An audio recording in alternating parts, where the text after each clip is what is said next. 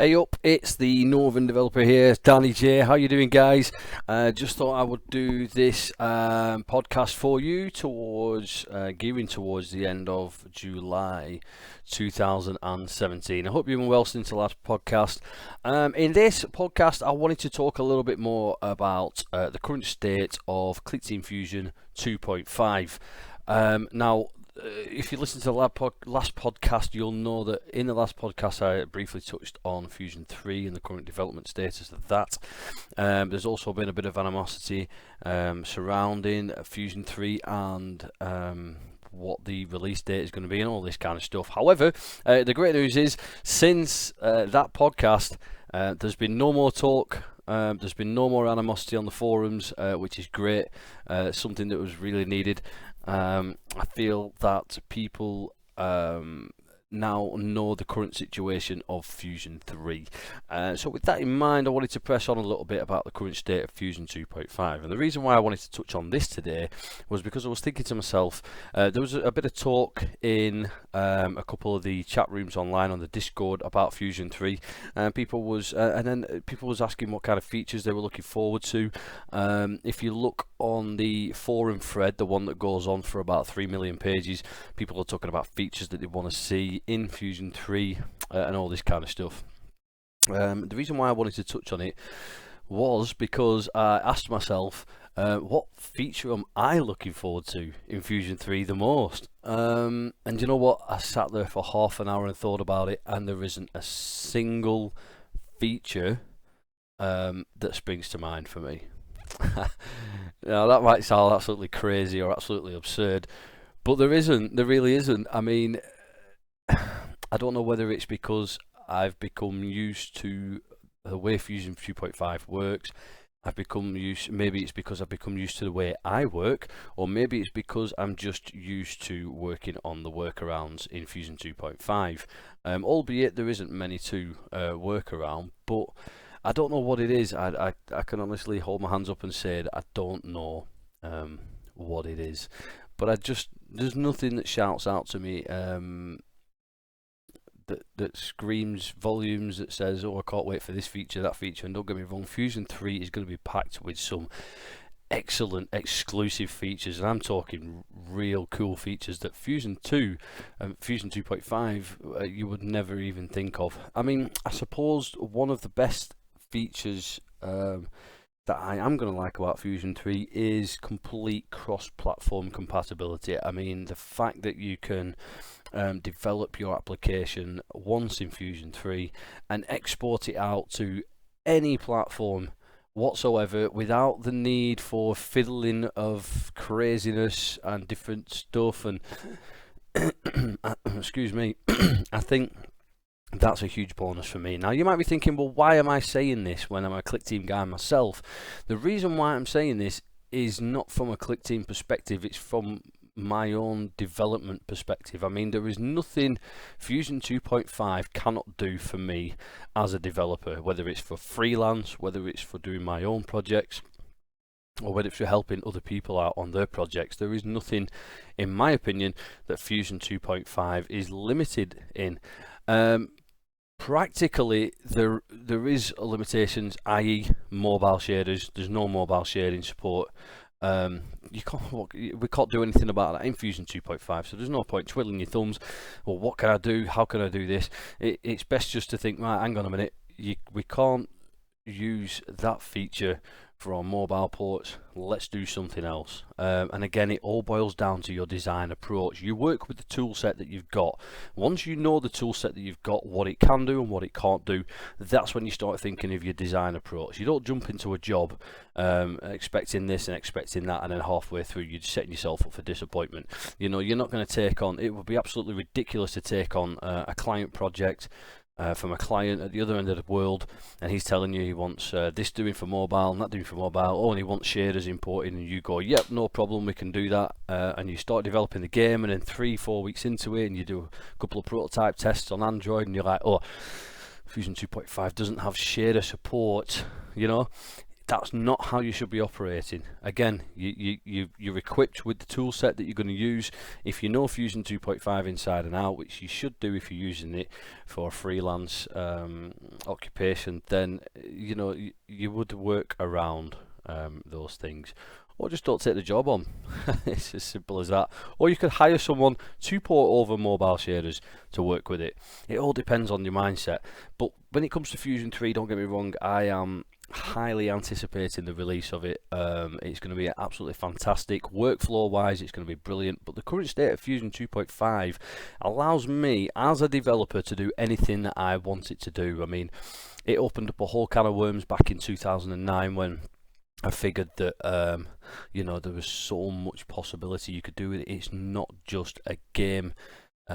It's not just a game development engine. Applications, there's still a high demand out there for application development, and not just from clients, but applications that I want to develop. Like, for example, for the last 2 years on and off, when I get a bit of spare time, I've been working on a PC cleaning software. Now, I know there's a ton of them out there, and I know all this kind of stuff, and to be honest, I just wanted to do it as a hobby. I didn't want to create a professional application that has all these bells and whistles and all that kind of stuff. I just wanted to challenge myself, and the reason why I did that was because on my Galaxy S5 I've got an app, and it's called, give me 1 second,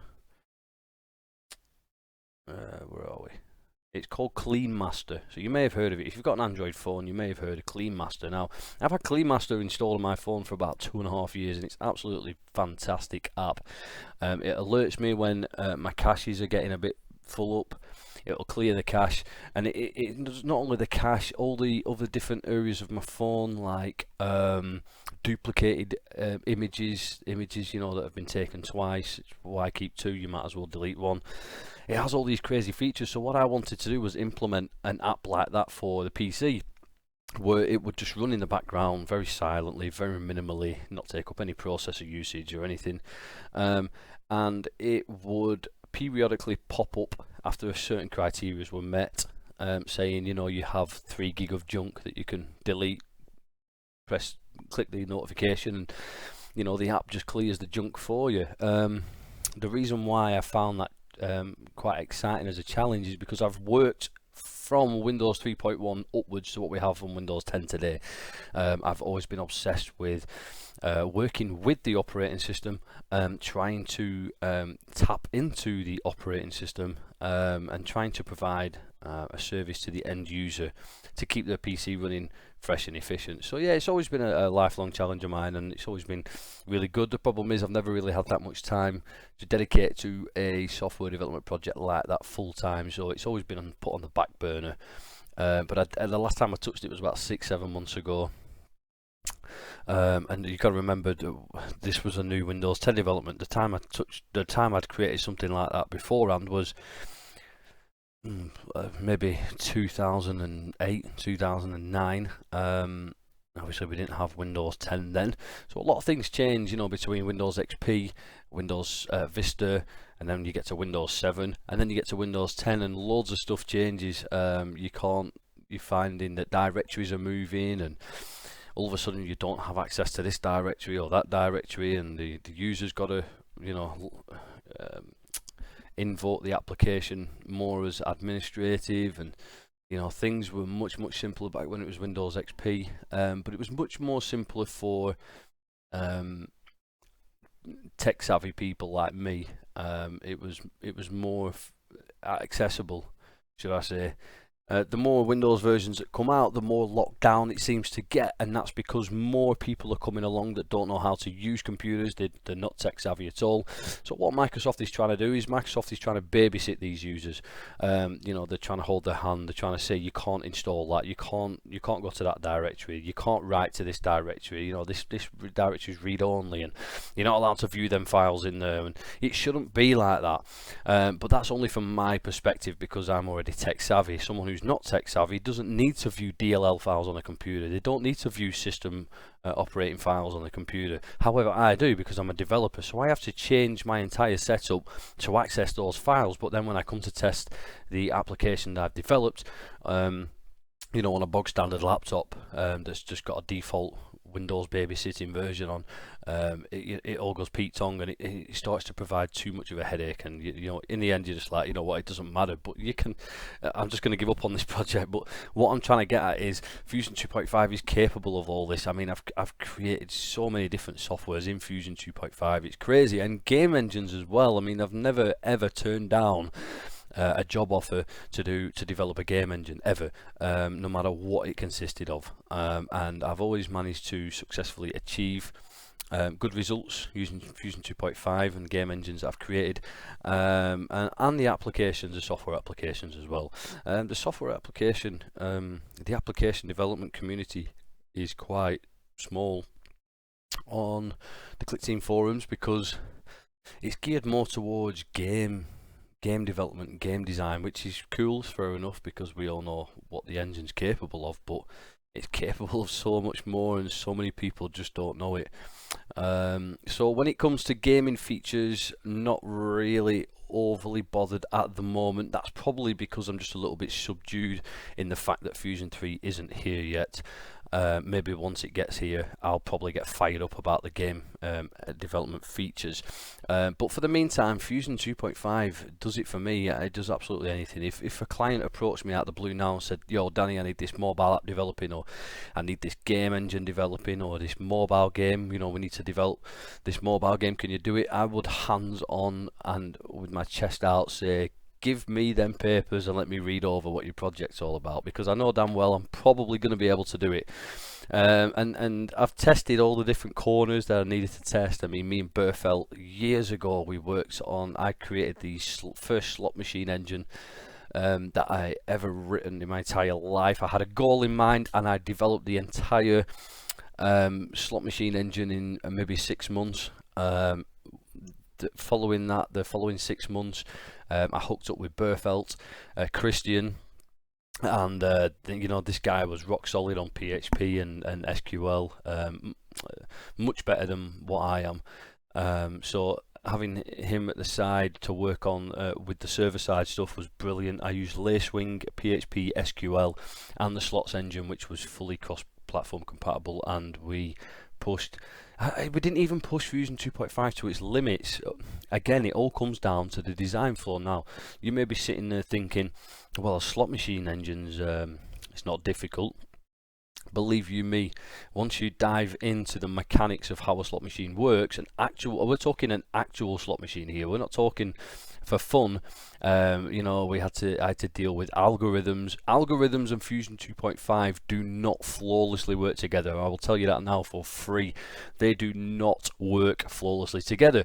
An algorithm, if you was working in C++, you couldn't pull out libraries of algorithms that are already produced and just plug into them like there's no tomorrow. With Fusion 2.5, you can't do that, because that is one of the limitations of Fusion 2.5. Unfortunately, unless you're going to wrap the algorithm up into an extension, which is absolutely fruitless, it's needless. So again, when it comes to the implementing the algorithm aspect, that was hard. That was the hardest task I have ever done in my entire life.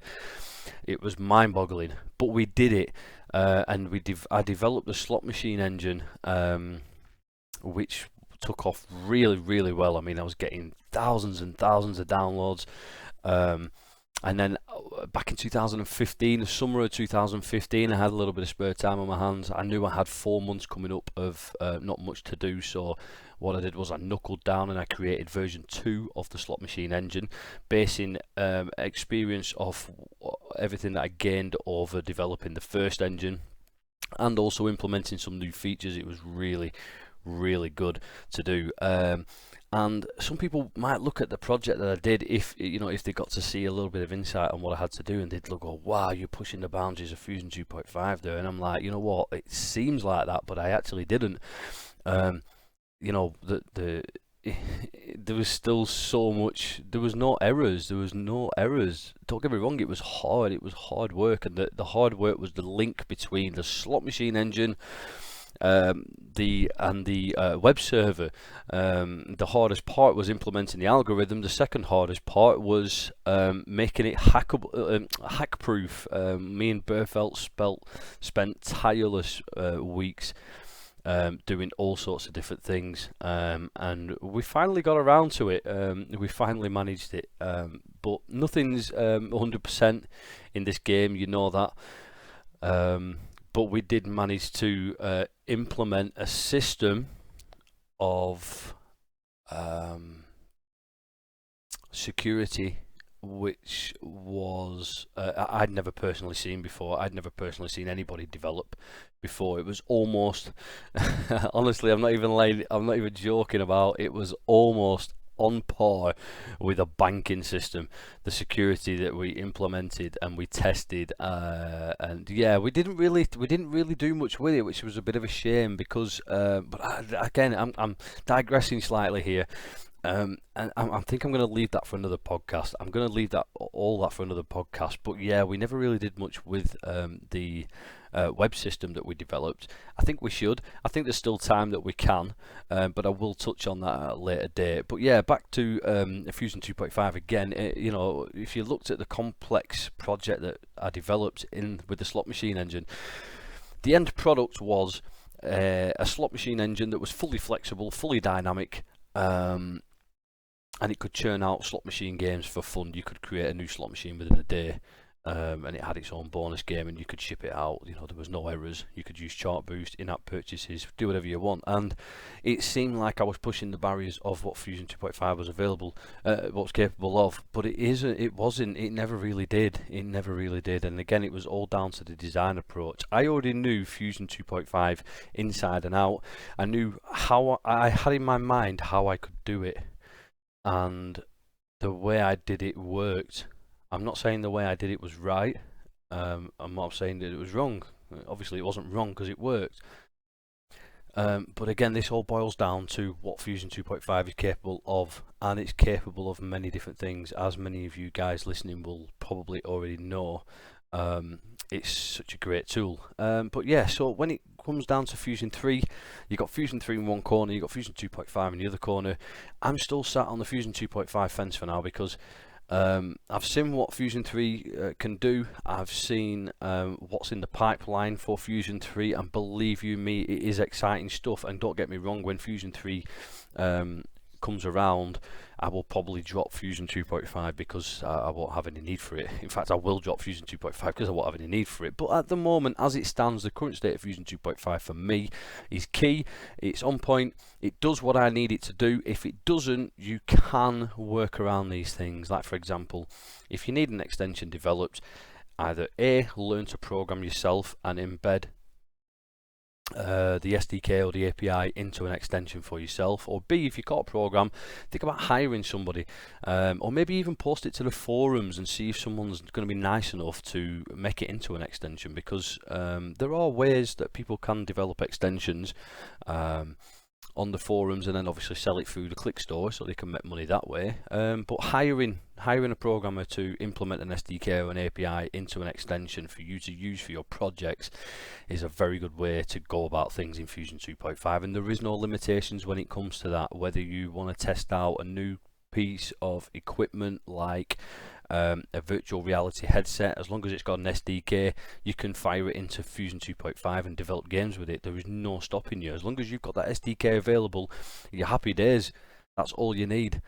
You know, there's all sorts of things you can do. You can work with APIs online. I once developed an aviation program for a company in Denmark, tracking all their airplane flights, and I just took their API online and integrated it into the application. So again, there's all sorts that you can do, and it's all down to you. But when it comes to Fusion 2.5, the state for me is good. I don't know how you guys feel about it at the minute. I would love to see what your comments are on the current state of Fusion 2.5, and anything that annoys you or anything that is blocking you or stopping you from achieving what you need to achieve, I would love to hear it down in the comments section. But yeah, that's all I'm going to touch on for today. I thought it was a nice, short and sweet, simple solo podcast for you. I think I've touched base on everything that I need to touch with in this podcast. It was good to get something off my chest for this week because I've got a lot of work ahead of me. So it was good just to take this time out and have a speak with you guys. But yeah, Fusion 3, very exciting stuff. But Fusion 2.5, also very exciting stuff. You just really have to set aside a good few hours of your time with nothing in mind apart from looking at SDKs, APIs, the get object, very important object. Look at the get object, analyze the get object. If you've never used the get object, you need to use the get object now. You need to set some time aside tonight when you finish work. Forget about the kids, forget about the wife, send them out shopping or something. Do spend 3 or 4 hours with that get object. You will love it. It is the most powerful object inside Clickteam Fusion 2.5. I am telling you that right now. Check out the get object. But yeah, thanks for listening. I hope you do check out the get object after all that plugging. If you do, drop me a comment below. I would love to see what your comments are on what I've had to say about this podcast today. But thank you very much for listening in, and I'll see you in the next one.